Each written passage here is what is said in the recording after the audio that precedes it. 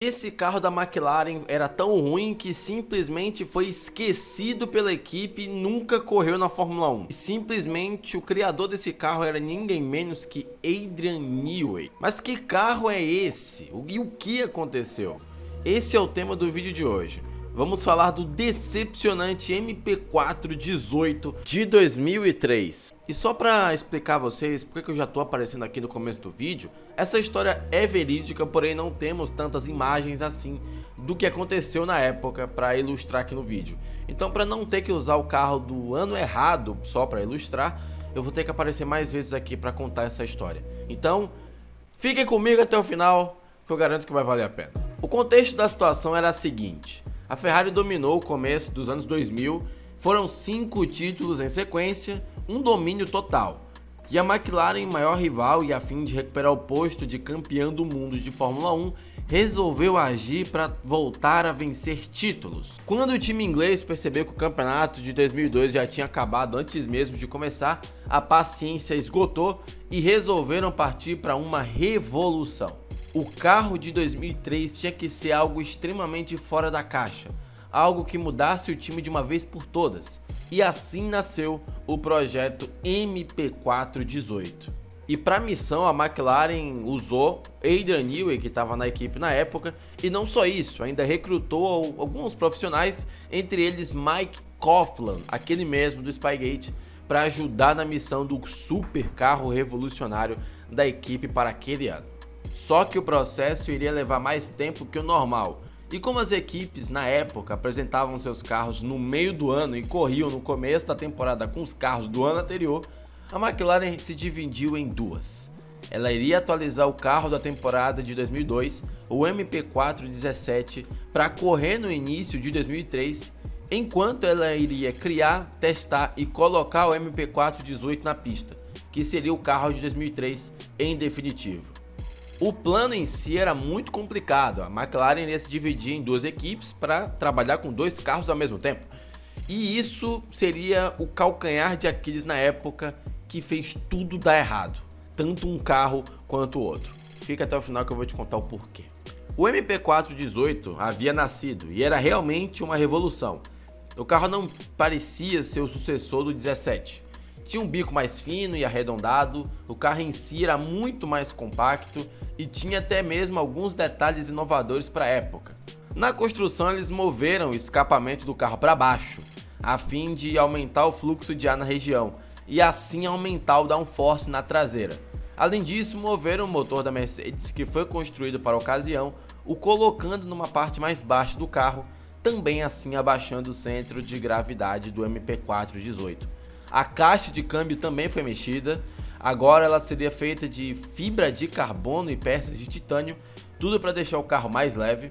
Além disso, o time ainda diminuiu os sidepods do carro a fim de ter menos arrasto aerodinâmico, o que não deu muito certo. E aí eu te pergunto, carro prateado com sidepod diminuído, carro que não deu certo, te lembra alguém? Pois é, eu também lembrei. E acredite se quiser, todas essas inovações que viriam dar certo no futuro, na época, para aquele carro, deram tudo errado. Tudo que você pode imaginar que deu errado com todos esses upgrades que eu falei aqui. E agora eu vou te contar o porquê. Depois de nascido, os testes foram feitos e o MP4-18 decepcionou em tudo que era possível. No crash test, o carro falhou 2 vezes. Isso porque os sidepods eram pequenos demais e não suportariam as pancadas laterais como deveria, uma questão de segurança. Daí, passada essa fase e um adiamento do lançamento do carro nas corridas, vamos aos testes na pista e tudo começou a piorar. O carro até foi mais rápido que o 17 com o Alexander Wurz, o então piloto de testes ao volante, mas tinha problemas que o impediriam de completar uma volta inteira. Um deles era o superaquecimento. E lembra que eu falei que a McLaren posicionou seu escapamento um pouco mais baixo? Então, digamos que isso, somado ao sidepod, que era muito pequeno, fazia o carro superaquecer, e tanto que nos testes que Alexander Wurz fazia, ele não podia dar mais que 6 voltas porque o motor não aguentava. Sim, as inovações que Newey colocou no carro faziam o carro não funcionar. Depois disso, o time resolveu colocar o escapamento na parte superior do carro. E aí, problema resolvido, certo?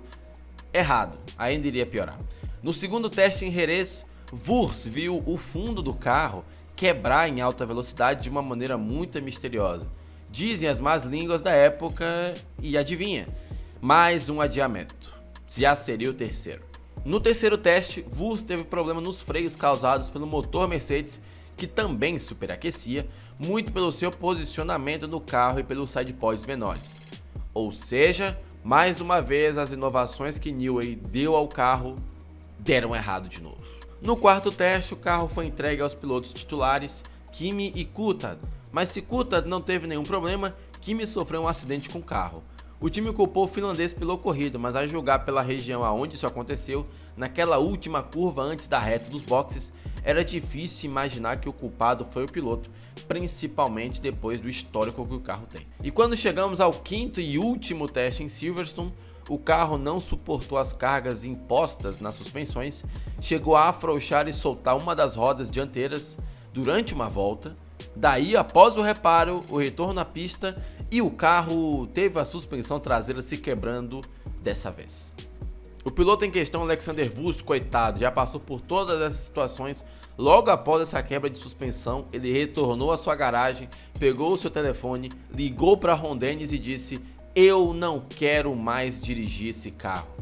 E essas foram as últimas palavras de um piloto após sair do MP4-18, porque depois de Wurz, ninguém mais pilotou aquele carro e o projeto foi abandonado. E esse foi o fim do nosso querido e amado MP4-18. Falando nisso, eu gostaria de usar esse carro como exemplo para quando eu ver algum motorista de um carro Peugeot 206 reclamando que o carro dele dá muito problema e vai direto para a mecânica. Amigo, você tem muita sorte. Seu carro não é um MP4-18. Tá, mas e o outro carro? Você não disse que eram dois? Pois é, agora que vem o momento que você chama a McLaren de burra. Até a terceira corrida do campeonato, a McLaren liderava com seu MP4 17D, a versão atualizada do carro de 2002. Kimi era o líder do campeonato de pilotos e estava disputando o título. Só veio perder a liderança um tempo depois, mas ainda estava no páreo. E o problema disso tudo é que, enquanto a McLaren corria na temporada de 2003, ela simplesmente ignorou o desenvolvimento do carro do Kimi naquela temporada para focar no MP4-18, que você sabe que deu errado. E agora vem a parte pior de tudo isso. O resultado final é que Kimi ficou a apenas 2 pontos de ser campeão em 2003. 2 pontinhos que na época eram muita coisa, já que só os 6 primeiros pontuavam. Mas, para a McLaren naquela época era simples de conseguir. Porque, por exemplo, Kimi teve uma quebra em Nürburgring, no GP da Europa daquele ano, bem no momento em que liderava a corrida. Mesmo que não vencesse, e chegando em segundo e terceiro, ele seria o campeão naquele ano porque marcaria pelo menos 4 pontos. Wurz, ele de novo, disse que o causador daquilo foi uma falha de peças de reposição. A McLaren basicamente não estava levando peça para trocar do carro do Kimi. E que naquele dia, quando o motor do Kimi abriu o bico enquanto ele liderava, ele tinha um pistão no motor com problema. E como a McLaren não levou uma peça de reposição para aquele pistão, ele teve que correr daquele jeito. E adivinha, o carro abriu o bico, Kimi perdeu a liderança e perdeu a corrida. Aqueles 10 pontos fariam muita falta porque no final da temporada, Kimi ficaria a apenas 2 de ser campeão com a McLaren. Ei, McLaren! Perdeu o campeonato de 2003 e perdeu tempo com o MP4-18. No fim da história, o time insistiu na ideia e construiu o MP4-19 aos moldes do carro anterior para 2004. Mas se não teve problemas de confiabilidade, o carro não corria tanto. Então tiveram que atualizar o carro durante a temporada e perderam outro ano. O curioso é que essas ideias de Newey, rebaixar o exaustor, deixar o carro mais compacto e diminuir os sidepods, viriam a dar certo com ele na Red Bull. Bom, até os gênios erram e dessa vez até mesmo Adrian Newey errou. Mas ele só estava à frente do tempo dele, então dá pra dar esse crédito a ele. Mas vem cá, que outro carro problemático da Fórmula 1 você lembra e você acha que merece também ser vídeo aqui no canal? Comenta aqui embaixo a sua opinião sobre tudo isso e manda aqui sua ideia, eu prometo acreditar se eu usar. E se você gostou do vídeo, não esqueça de clicar no like e se inscrever no canal. Eu te vejo no próximo vídeo e até lá.